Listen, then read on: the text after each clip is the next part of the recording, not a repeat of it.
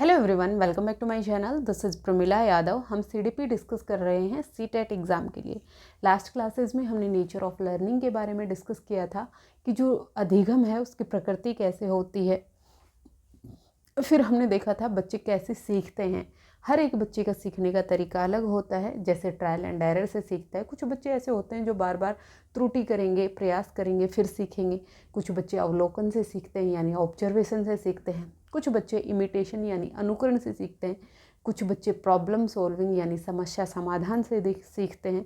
कुछ बच्चे learning by doing से सीखते हैं। कुछ बच्चे रिफ्लेक्टिव थिंकिंग से सीखते हैं, क्रिटिकल थिंकिंग से सीखते हैं। यानी हर एक बच्चे का सीखने का तरीका अलग अलग होता है। तो यानी बच्चे में इंडिविजुअल डिफरेंसेस पाए जाते हैं, ये हम सब जानते हैं। यानी बच्चों में व्यक्तिगत विभिन्नताएं पाई जाती हैं।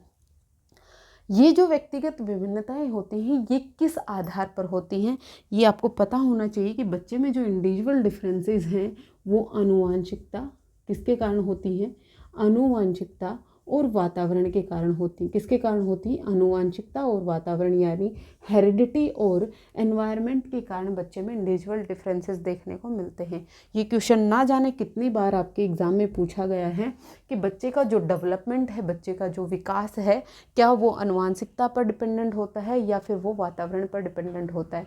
बच्चे का जो डेवलपमेंट है, बच्चे का जो विकास है, वो हेरिडिटी और एनवायरनमेंट दोनों का प्रोडक्ट होता है। इंडिविजुअल डिफरेंसेस भी बच्चों में हेरिडिटी और एनवायरनमेंट दोनों के कारण होते हैं। अब ये जो हेरिडिटी और एनवायरनमेंट के कारण बच्चे में इंडिविजुअल डिफरेंसेस हैं, तो बच्चे में लर्निंग स्टाइल में भी डिफरेंसेस होते हैं। यानी कुछ बच्चे ऐसे होते हैं जो सुनकर ही सीख लेते हैं।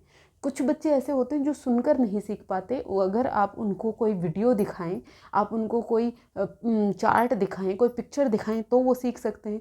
कुछ बच्चे ऐसे होते हैं जो पढ़कर सीख लेते हैं। कुछ बच्चे ऐसे होते हैं जो कर कर सीखते हैं। तो जब लर्निंग स्टाइल्स की बात करते हैं तो एक नाम आता है Fleming, Fleming's, Fleming's VARK model of learning. Fleming है, ये आपके एग्ज़ाम के लिए बहुत इम्पोर्टेंट है। तो आपको पता होना चाहिए कि जब भी हम लर्निंग स्टाइल्स की बात करेंगे, हम किसकी बात कर रहे हैं? Fleming VARK model of learning. यानी फ्लेमिंग नाम के एक साइकोलॉजिस्ट हैं जिन्होंने अपना एक मॉडल दिया है VARK मॉडल। अब ये VARK मॉडल क्या है, इसको हम समझते हैं। VARK, V का मतलब हो गया विजुअल, V का मतलब विजुअल, A का मतलब ऑडिटरी, R का मतलब reading and writing,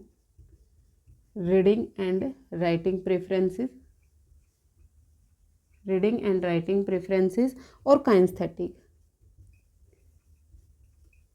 kinaesthetic learner.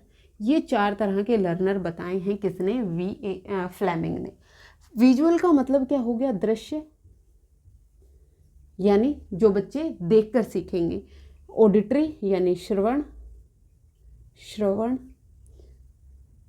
और रीडिंग एंड राइटिंग का मतलब लिखकर और पढ़कर, लिखकर या पढ़कर। और फिर आता है आपका गतिक अधिगम करता। आपको 4 टाइप ऑफ लर्नर्स क्लियर हो गए होंगे जो किसने बताए थे? फ्लेमिंग ने बताए थे। फ्लेमिंग कहते हैं कि कुछ बच्चे ऐसे होते हैं जिनको कोई चीज़ सीखने के लिए विजुअल टीचिंग लर्निंग मटेरियल की ज़रूरत होती है। जैसे आप उनको चार्ट दिखाएं, आप उनको कोई भी टॉपिक सिखा रहे हैं, आप उनको चार्ट दिखाएं, आप उनको पिक्चर दिखाएं, आप उनको कोई वीडियो दिखाएं, आप उनको कोई फ़ोटो हो गई, वीडियो हो गई, आप टीवी दिखा सकते हैं, कोई भी फिल्म स्ट्रिप्स दिखा सकते हैं, कोई प्रोजेक्टर की हेल्प से आप कोई स्क्रीन पे उसको वीडियो हो गया, या फिर कुछ भी देखने से संबंधित जहाँ भी TLM की ज़रूरत पड़ रही है किसी भी बच्चे को सिखाने के लिए, वो बच्चे कैसे होते हैं? विजुअल लर्नर होते हैं। यहाँ पर बच्चा अपने देखने वाली सेंस का यूज कर रहे होते हैं, मतलब अपनी आँखों से सीख रहे होते हैं। ऐसा बिल्कुल भी नहीं है कि 100% बच्चे विजुअल ही होंगे। यानी जो बच्चे देखकर बेहतर तरीके से सीख पाते हैं वो सिर्फ और सिर्फ देखकर ही सीखेंगे, बाकी तरीके से नहीं सीख सकते। या फिर कोई ऑडिटरी है जो सुनकर सीख रहा है वो 100% सुनकर ही सीखता है, ऐसा बिल्कुल भी नहीं है। बच्चे अपनी सभी सेंसेस का यूज कर रहे होते हैं जब वो सीख रहे होते हैं। जब भी बच्चा सीख रहा है तो वो अपनी सभी सेंसेस का यूज कर रहा है, यानी वो देखने का भी यूज कर रहा है, वो सुनने का भी यूज कर रहा है, वो टच करने का भी यूज कर रहा है, वो फील करने का भी यूज कर रहा है। यानी मैक्सिमम सेंसेस का बच्चा यूज कर रहा होता है जब वो लर्निंग कर रहा होता है। लेकिन कुछ बच्चे ऐसे होते हैं जो अपनी विजुअल सेंस का ज़्यादा यूज करते हैं सीखने के लिए, इसीलिए उनको विजुअल की कैटेगरी में रखा गया है। फिर आते हैं आपके ऑडिटरी, यानी जो बच्चे कैसे सीखेंगे, सुनकर सीखेंगे।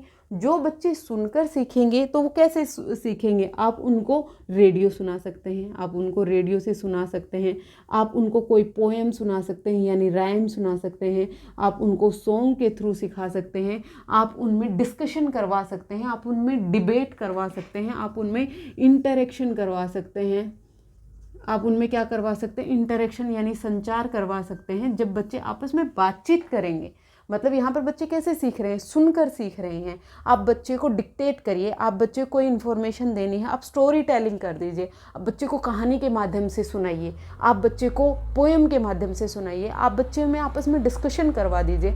तो जहाँ पर भी बच्चा सुनकर सीखेगा वो बच्चे कौन से होंगे, ऑडिटरी लर्नर्स होंगे। कुछ बच्चे ऐसे होते हैं जो रीडिंग और राइटिंग जैसे लिखकर और पढ़कर, वो बुक्स को पढ़ना प्रेफर करते हैं, वो बुक्स को पढ़कर बहुत अच्छे से सीख सकते हैं।